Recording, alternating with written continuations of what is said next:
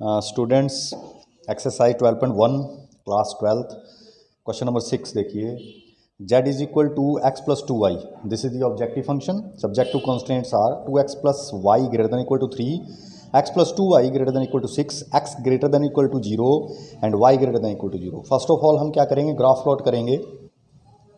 Line 2x plus Y is equal to 3 के लिए, x plus two Y is equal to 6 के लिए, तो उनके लिए हम क्या करते हैं, x plus Y is equal to 3 के लिए दो पॉइंट पता कर लेते हैं। The points are 0,3 and 3/2,0। Likewise x plus two Y is equal to 6 line के लिए दो पॉइंट पता कर लेते हैं, 0,3 and 6,0। On plotting the graph we have the line x plus two Y is equal to 6, this is the line x plus two Y is equal to 6 and this is the line 2x plus Y is equal to 3। अब हमारे को ये जो inequality है 2x plus Y greater than equal to 3, इसका reason पता करना है कि ये इसका रीज़न किस तरफ है। हमारे पास लाइन है 2x plus Y is equal to 3, this is the line 2x plus Y is equal to 3। हम एक पॉइंट लेते हैं 0,0 जो कि इस तरफ से है और उसको इसमें पुट करके देखते हैं 0 plus 0 greater than equal to 3 which is false. So the region showing the inequality 2x plus Y greater than equal to 3 वो इस तरफ होगा, 0,0 वाले पॉइंट की तरफ ना होकर के दूसरी तरफ होगा। इसी तरह से inequality x plus two Y greater than equal to 6 के लिए हम क्या करते हैं, ये जो लाइन है x plus two Y is equal to 6, इसके एक तरफ से पॉइंट लेते हैं 0,0। अब इसको पुट करके देखते हैं 0 plus 0 greater than equal to 6, 0 greater than equal to 6 which is false. तो जो रीज़न ये inequality x plus two Y greater than equal to 6 ये रिप्रेजेंट करेगी वो इस तरफ होगा, यानी कि ये वाला रीज़न हो गया और ये वाला रीज़न हो गया। इसी तरह से ये inequality x greater than equal to 0, ये x इज इक्वल टू 0 वाली लाइन है y एक्सिस वाली, इससे इधर का जो रीज़न है वो x greater than equal to 0 represent करेगी। इसी तरह से इससे ऊपर का जो रीज़न है y greater than equal to 0 को शो करेगा। तो कॉमन रीज़न इन चारों के लिए विच इज़ फिजिबल रीज़न जो मैंने रेड शेड किया है वो आ जाता है। और हमारे पास दो पॉइंट कॉर्नर पे आते हैं, दिस इज अनबाउंडेड रीजन। हमारे पास दो पॉइंट आते हैं B और A, B और A। इन कॉर्नर पॉइंट पे हम चेक करते हैं, वैल्यू आती है सेम, वैल्यू है A पॉइंट के लिए भी 6 आती है Z की वैल्यू और B पॉइंट के लिए भी क्या आती है 6। क्योंकि Z की वैल्यू सेम आती है दोनों पॉइंट्स पे, इसलिए Z जो है मिनिमम होगा और इस लाइन सेगमेंट AB पर आने वाले सभी पॉइंट्स के लिए Z की वैल्यू मिनिमम होगी। नेक्स्ट क्वेश्चन नंबर 7 देखिए। Question number 7, z is equal to 5x plus 10y और हमारे को मिनिमम और मैक्सिमम वैल्यू फाइंड आउट करनी है z की। Subject to constants are x plus two Y less than equal to 120, x plus Y greater than equal to 60, x minus two Y greater than और equal to 0 and y greater than equal to 0, x greater than equal to 0।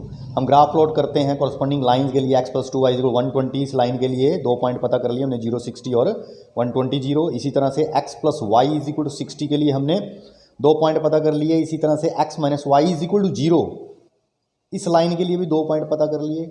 इन लाइनों को हमने plot कर दिया graph में। This is the line x minus two Y is equal to 0, this is the line x plus Y is equal to 60 and this is the line x plus two Y is equal to 20। अब हम point of intersection पता कर लेते हैं। सबसे पहले x plus Y is equal to 60 and x minus two Y is equal to 0, x plus Y is equal to 60 this line and x minus two Y is equal to 0। इन दोनों का जो पॉइंट ऑफ इंटरसेक्शन होगा वो होगा D। After solving these two equations और these two lines we have x is equal to 40 and y is equal to 20, this is point D, point of intersection of this line and this line. Likewise, point of intersection of x minus 2y is equal to 0 and this line x plus 2y is equal to 20. We have C point, which is the point of intersection of these two lines. We have C 60, 30. अब हम reason पता कर लेते हैं कि first inequality x plus two Y less than equal to 20 किस region को represent करती है। हमारे पास line x plus two Y is equal to 120, this is the line. Point चुनते हैं हम 0,0, इसमें पुट करके देखते हैं 0 less than equal to 120 which is 2। तो इस तरफ का रीज़न रिप्रेजेंट नहीं करेगी ये inequality, first inequality, reason represent करेगी दूसरी तरफ का, सॉरी ट्रू है, इसी तरफ का करेगी।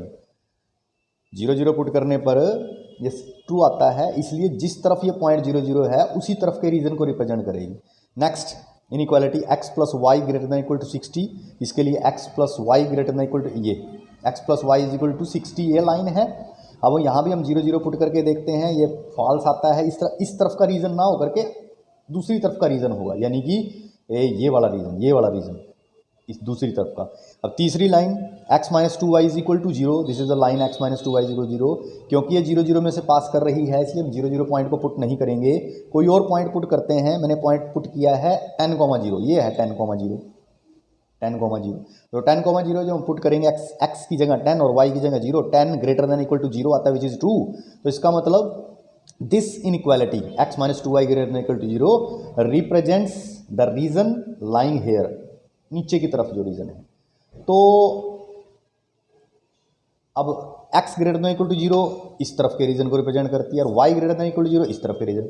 तो सारों का जो कॉमन रीजन आता है वो ये आता है, shaded with red color, and the corner points are A 60,0, B 120,0, C 60-30 and D 40-20।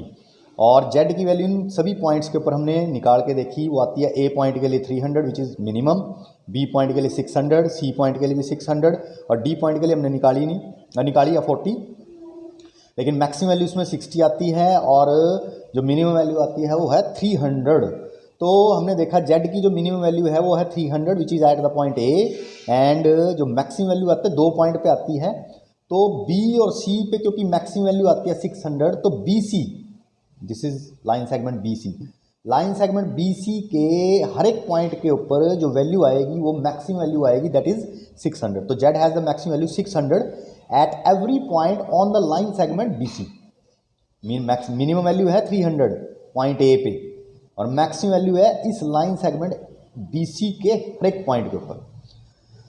So next we have question number 8, Z is equal to x plus 2y। हमारे को मिनिमम और मैक्सिमम वैल्यू देखनी है, कौन से पॉइंट पे है। Subject to constants are x plus 2y greater than equal to 100, x minus y less than equal to 0, 2x plus y less than equal to 200, x greater than equal to 0, y greater than. जैसे हमने पिछले questions किए उसी तरह से हम क्या करते हैं, इनके कॉरस्पॉन्डिंग जो लाइंस हैं उनके ग्राफ ड्रा करते हैं। This is the line x plus 2y is equal to 100, next line 2x minus y is equal to 0, third line 2x plus y is equal to 200। तो हमने ग्राफ प्लॉट कर लिया तीनों lines के लिए। ये लाइन है x plus 2y is equal to 100, this is the line 2x plus y is equal to 200 and 2x minus y is equal to 0। और हम इनके पॉइंट ऑफ इंटरसेक्शन भी पता कर लेते हैं।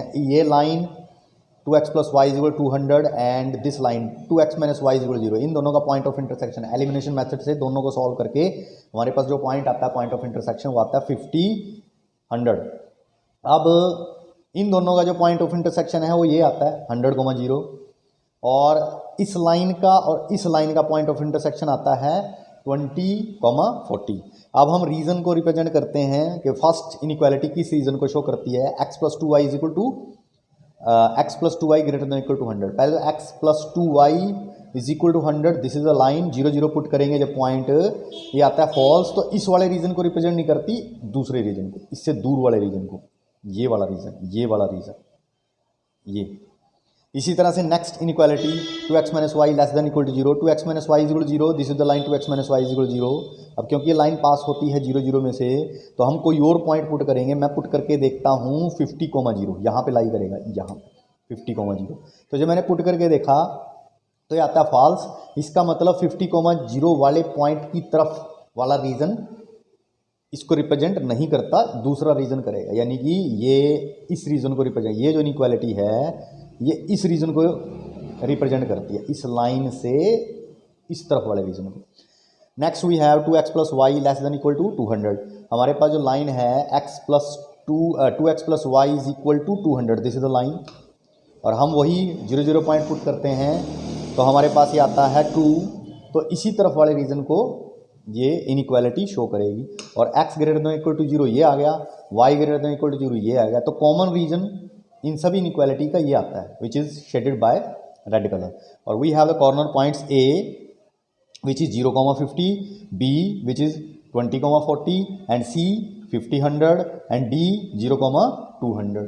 तो हम इन कॉर्नर पॉइंट्स पे जेड की वैल्यूज देखते हैं। ए पॉइंट पे जेड की वैल्यू है 100, बी पॉइंट पे 100, सी पॉइंट पे 250 और डी पॉइंट पे 400.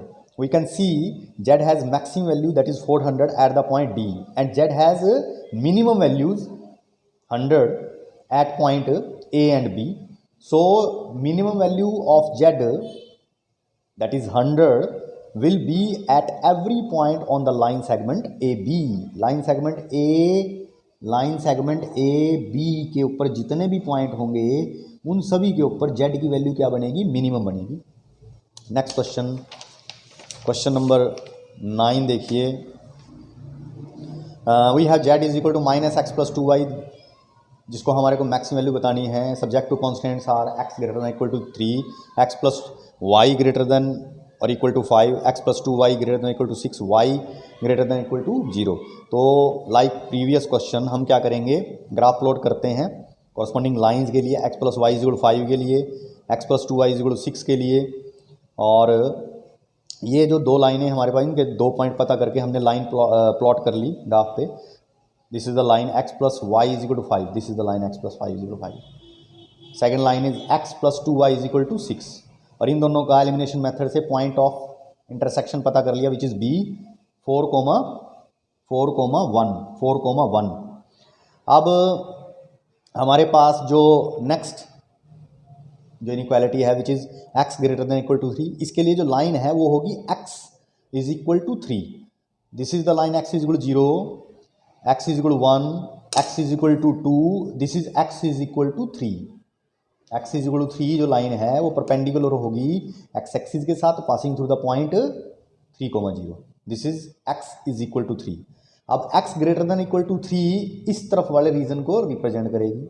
Likewise x+y greater than equal to 5 के लिए हम क्या करते हैं? ये लाइन है x+y इज इक्वल टू 5, 0 0 जब पुट किया ये फॉल्स आया तो इस तरफ वाले रीजन को रिप्रेजेंट करेगी।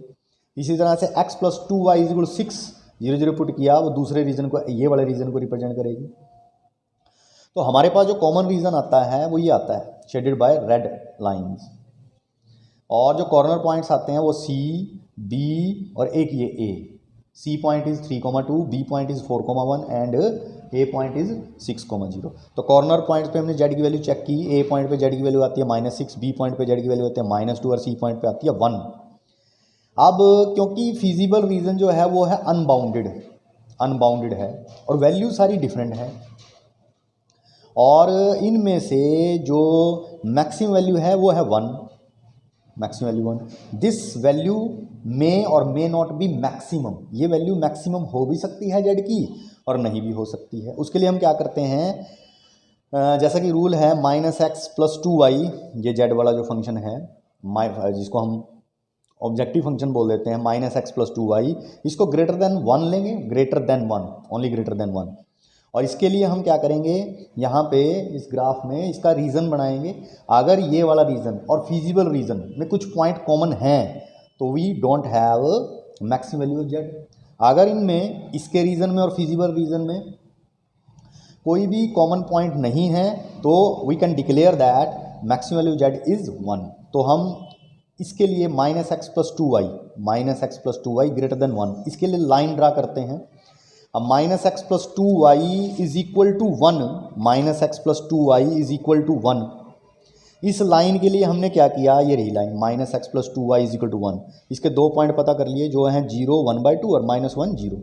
और ये लाइन ये डॉटेड लाइन से शो कर रही है।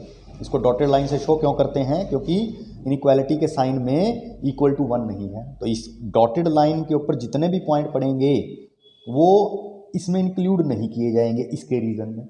अब हम चेक करते हैं इस डॉटेड लाइन से किस तरफ वाले रीजन को इनइक्वालिटी रिप्रेजेंट करती है। हमने इसमें हमने 0 0 पॉइंट पुट करके देखा। जब 0 0 पॉइंट पुट करते हैं ये फॉल्स आता है, 0 greater than equal to 1 false.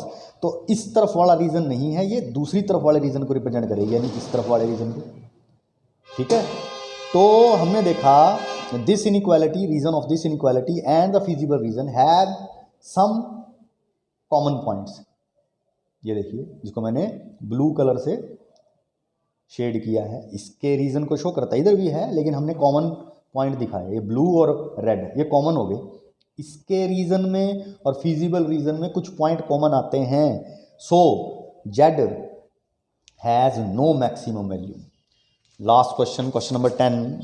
Z is equal to x plus y and subject to constraints are x minus y less than equal to minus 1, minus x plus y less than equal to 0, x greater than equal to 0, y greater than equal to 0.